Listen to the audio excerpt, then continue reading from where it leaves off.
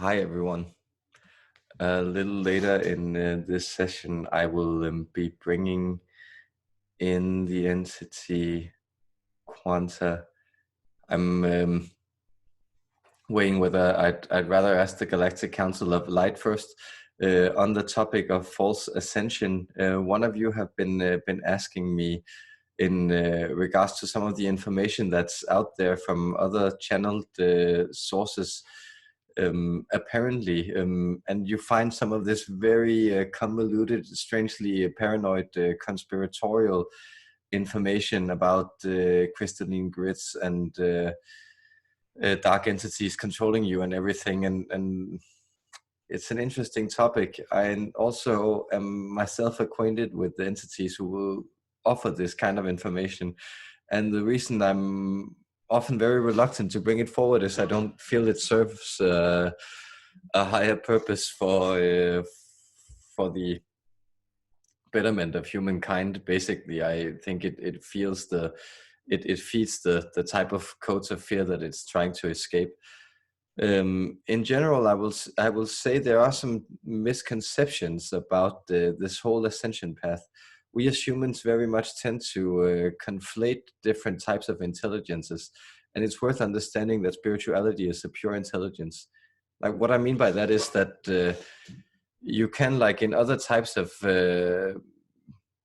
human activity, you can exalt in, you can be very good at that and be very, very bad at other things. That is to say, like you can write very good music, or be a very good actor, and maybe we shouldn't pay so much attention to what's coming out of you in other venues, but and you can maybe think of some examples for yourself. Pick your favorite, and but also you can be like Henry Ford and be a mechanical genius, and definitely in that way be very, very skilled, but on the other hand, like, he was a horrible human being.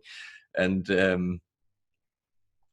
are lots of these examples where you can think of it. I tend to view, for instance, we tend to conflate spirituality and morality, and this confuses us a great deal, because then we look at some cases of Indian gurus who abuse their or of the other. I could name some American or Western examples in general of people who abuse their disciples, and of course it sometimes ends up in horrible tragedies like the Jonestown massacre, or other such horrible instances. And it's just worth to notice that you can develop your spiritual skills to a very, very high degree without necessarily being a morally advanced person. My attitude, and I'm really simplifying here, but it's maybe general, that a character like Jesus Christ was a person who actually had a very profound spiritual revelation, but came from a culture who was for the time very morally advanced. And my perception of what is Siddhartha Gautama, or the Buddha, is also that that he was actually a person who was born into a very advanced spiritual tradition, but then in many ways had a moral epiphany. And the legacy of Buddhism is in many ways the social legacy of the Buddha, who organized the first monastic systems, and who became very widespread across Eurasia afterwards. So in that sense, I feel like this is we have a tendency to idolize, and we believe often that that people who excel in one field must somehow be in on a secret or have some information that we don't know. And of course, like one of the great secrets of the trade is that, like, people who are very spiritually advanced don't really know what they're doing. That's the trick, that they have just simply surrendered their will to the light acting through them. And this is the intention of any kind of, you might call it light magic or true ascension. It is simply to just be the consciousness that realizes its actual shining, wonderful, loving nature, and waking up to that, and then becoming a conduit to that. And this is always like seen as a sort of surrender or a death to the personal ego or to the personal will, or in Islam, which means subjugation, right? Which or submission, which is the same idea that you surrender to the totality of what is. You can also see it in the image of the crucifix, which is a map to how to ascend, which is to this complete and total dying of the self, to the opening of the heart space and surrendering to the total truth and the sacrifice to the deity, which is like the mystical significance of the cross, or the most significant of the many meanings of it. And like this is typical white magic. That is to say that you simply you serve the highest good, and you hope that it will bless you in the process. But there is another type of magic you could think of as black magic, or simply the left-hand path, which is the ascension through the world, through getting lost in material. In Indian tradition, it's thought of sometimes as, again, the Shakti, that the understanding. Imagine that the world is pure force being emanated, and instead of perceiving this with a type of moral quality, you instead just appreciate it as pure energy, and you become engaged in transmuting and controlling and manipulating that energy. And that's a different type of game. You can advance very, very far spiritually by doing this. But the only way to do it is to separate or disintegrate, or somehow cut off certain parts of your nature to remain still sort of egoically intact, while still being able to attain what is in the Indian tradition is called siddhis, or magic powers.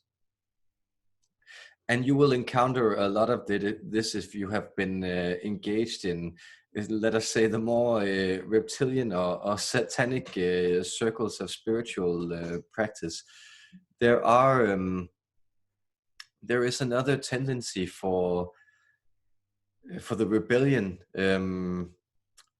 The motto of Satan in Milton's Paradise Lost is non serviam, which means I will not serve. And that is the whole paradigm of the dark side, is that you refuse to align yourself directly with these forces.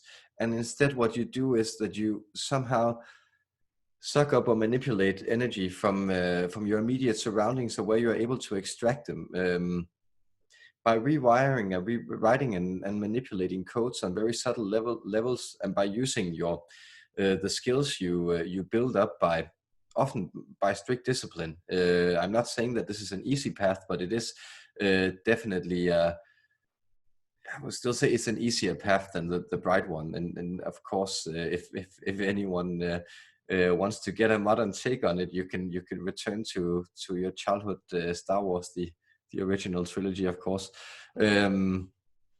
which basically unfolds the same pattern, that there is a dark side of the force that you can manipulate. And it is, I'm afraid to say, always basically rooted in fear, because why would you not want to be touched by the light? It is because you want to remain intact. You are afraid that something will touch you, and this hurt you somehow rely on being able to distribute to the rest of the world. So a very successful black magician will be a person who's in an extreme degree able to bend and unfold reality according to his will and premises, and forcing other people to exist within it. But you will notice that it often has like, the quality of alcohol, that it rewards you immediately, and then you feel extremely sick the next day. It has this quality of taking you for a ride, so to speak, and it often works with these high intensity states by like bringing people into trances or places of Yes, where you can open up these spaces and sort of harvest these energies and then transfer them to your own purposes. And all these things can be done from a light side perspective too, but but in that case you're not permitted in the same sense to shape it with your own will and mind. And that is a part of that is simply a part of the difference between these two sides. At some point, the tale often goes that like what goes around comes around. So the black magician will I will not go into the repercussions of having to deal with this on the spiritual levels, where there are very serious repercussions for performing black magic. But but even in this life, what often happens is that people will become very attracted to the black magician, and it will usually go well for them for a time, and then it will turn upside down, and they will sort of become the victim of that downward spiral that's feeding the black hole in the center, which is the person reshaping the energy of the control. And often it will return to that person in the center in the end, and also destroy them. And it will be very I don't know if I'm shunning anyone, but my view of the American president, whose name I don't say because it's an invocation, is that he's a very skilled and very, very powerful black magician. Intuitively, he works extremely well with chaos magic, and the ability to throw mudras in the face of people and go like, believe me, you will be so happy. That's a very powerful skill, which obviously, you know, Jedi mind tricks work on a lot of people. And I'm not choosing partisanship, but there are a lot of these Masonic techniques, either intuitively or deliberately, being worked by people who find themselves in proximity to power in the ancient power structures of the globe. So, like, go to places, yeah, like, you know, New Haven, for any of the old university cities, and you will find sort of black lodges in there where young people who are sent to power are trained in some of these techniques, and they can be very powerful. Okay, so this was kind of a long detour, and I will have definitely left in the description your opportunity to just enter now, where I will channel. I believe I want to bring through the Galactic Council of Light on Ascension, and we'll see what they have to say about the matter.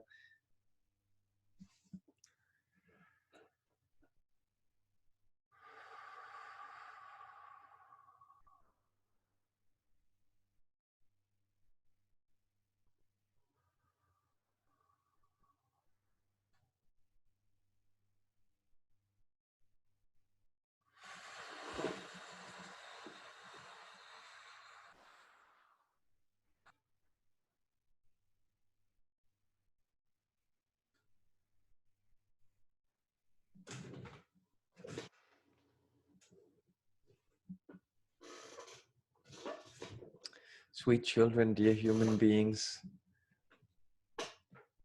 wonderful, lovely creatures, so ape-like and yet so much something else you cannot figure out. This bothers you, this bothers you, this bothers you.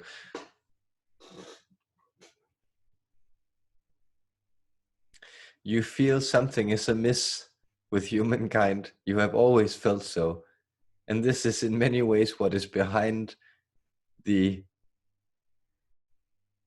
idea of ascension. That is to say, the idea of a form of evolutionary development within your species that takes place within different parameters than the strictly physical. you still haven't settled this. Like, you know, you have a lot of theories about it. The idea that somehow the semantic field or language or code or energy or something that is developing within you and interpersonally among you, something there is telling you that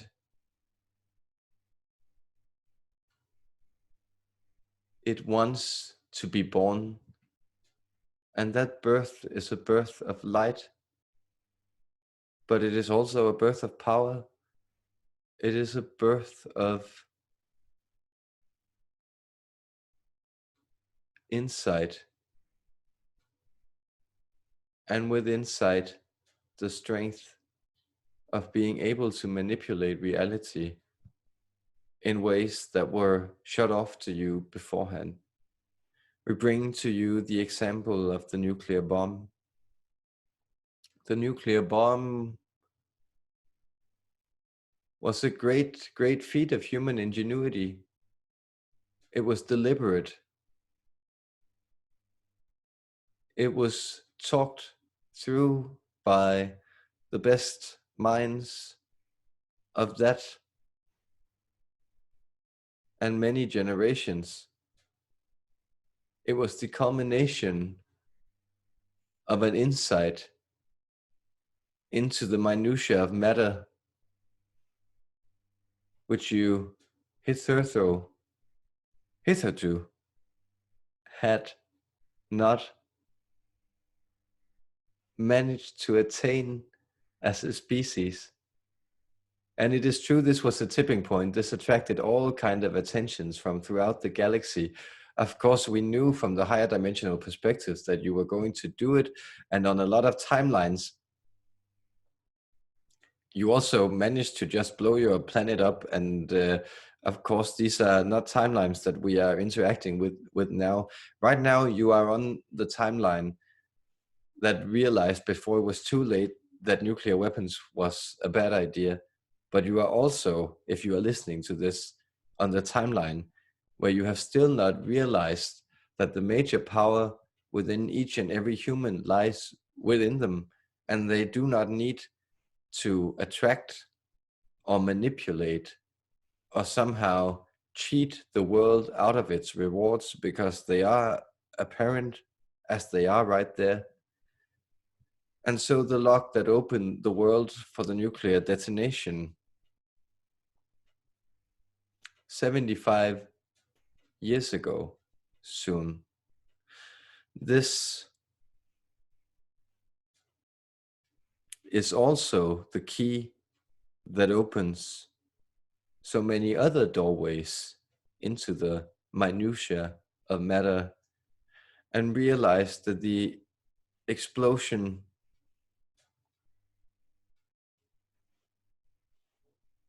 set ablaze in the New Mexican desert was a spiritual one of sorts. It was the spiritual insight of the energy contained within the smallest particles of form that bound it together, and that this idea of form, when structured into a system of atoms with nuclei, could be broken down and tampered with to a degree that this persistent, stubborn energy that binds everything together could be taken apart by human consciousness.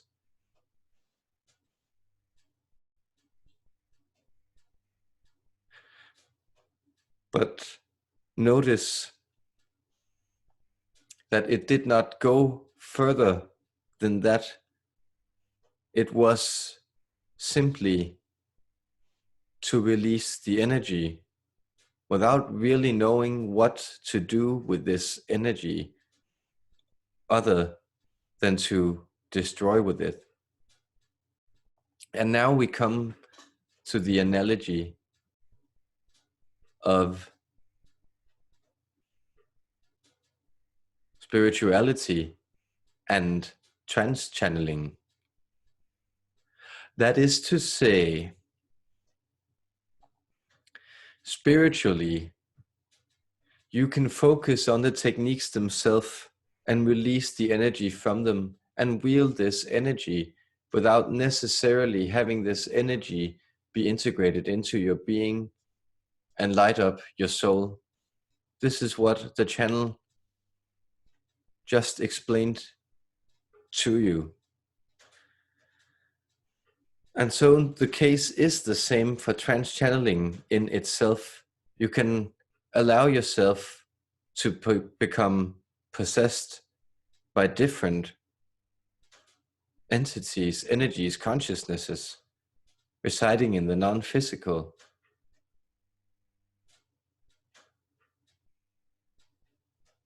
But this does not in any way mean that this energy is freed up for something constructive. So realize what you are witnessing through this channel, through all channelers,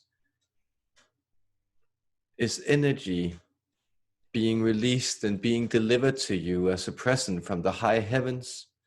But you are the constructors. You are the ones who take this energy and use it to build houses, or to boil water, or to fire up your television, or to simply burn your house down.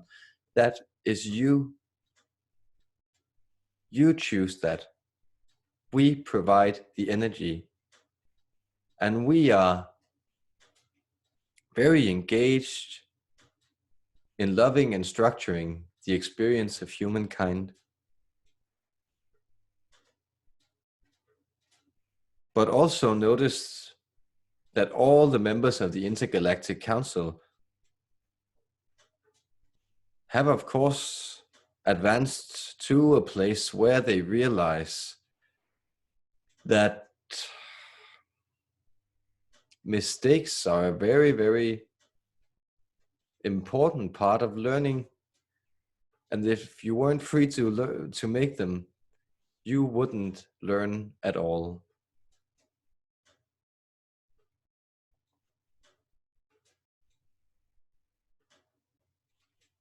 And so to us, the release of energy is much like the release of fireworks. It's fun to look at. But we also see the consequences trailing off before and after it. The pollution and destruction that was brought into using it. The dirty smell and the litter it produces. The damage to the environment. The absolute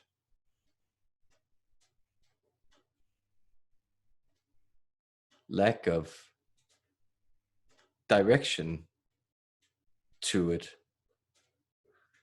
Those are all things that you could point to as negatives.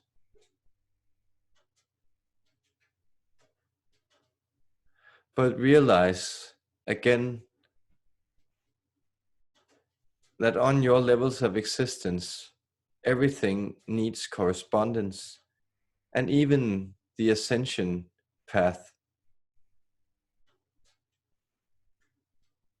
which means the integration of higher dimensional perception and feeling, the feeling you also often call love, with all that it entails in its purest form. That integration also needs its mirror. And so there is within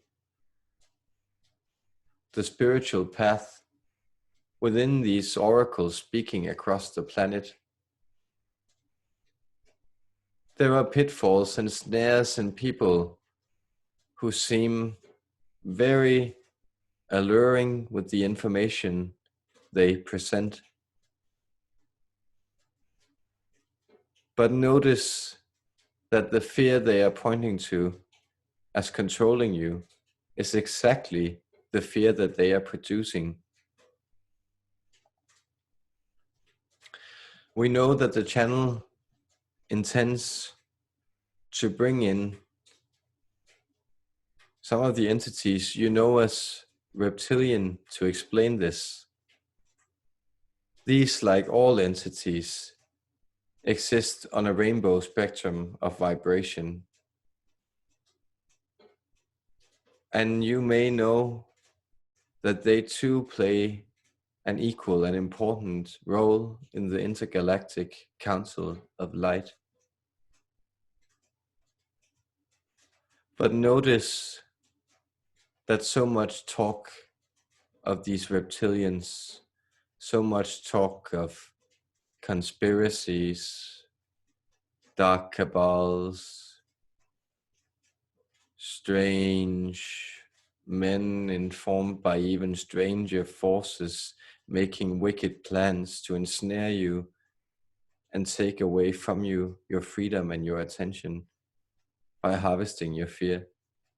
That is exactly what is happening when you are listening to a lecture about black men in the desert coming to take your life from you, who have access to technology you can't possibly imagine and are able to control you in ways you can't even begin to grasp because you're not aware of them. When people tell you this and you give it attention and you seek out more of that information, you are exactly doing the bidding of this person, as the person is likely doing the bidding of the ones they perceive to be fighting. It is not an uncommon tactic in the animal kingdom to simply appear big, and it is to inflate yourself and to squawk and croak and to intimidate, and by that intimidation to get what you desire. So on the spiritual level, on the ascension path, there is also a chain of predation. And it is in this sense of lack, in this sense of fear, that they have to seek out the light and try to extract and transmute the energy radiated from there into different creations, different pocket realities, where they write the rules, such as has been permitted to take place on this planet in different extents, but for the duration of your civilization to some extent. But it is coming to an end. Rest assured, it is coming to an end. And you can simply choose to not be intimidated by some lizards from invisible realms who claim that they control how you feel and what you do. Do you really believe that you are not more powerful? Do you really believe that if you didn't hold the power ultimately, then would they then be dependent on having to intimidate you to siphon that power? Could they not simply carry out their plans on their own? So in the end, you are the master. In the end, you control the life. In the end, you put that energy of spirit to good use.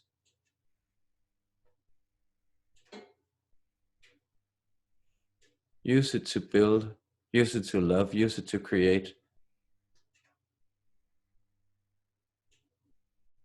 Use it to forgive and embrace and integrate. These dark impulses too simply want to be understood, simply want to be recognized, And when they're seen as what they are, squeaks from the pitiful halls of the lower realms, clamoring for the light that radiate above them. Then they lose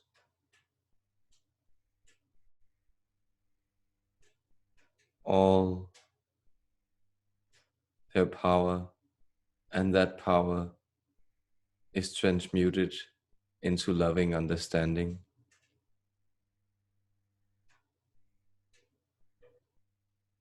So step into your mastery, sweet human beings. It is there for you, waiting. And it waits not for you. Instead, it calls you out to your better, beautiful brightness. This we leave you with. Blessed and benign, we give you this benediction. Be well now, sweet beings.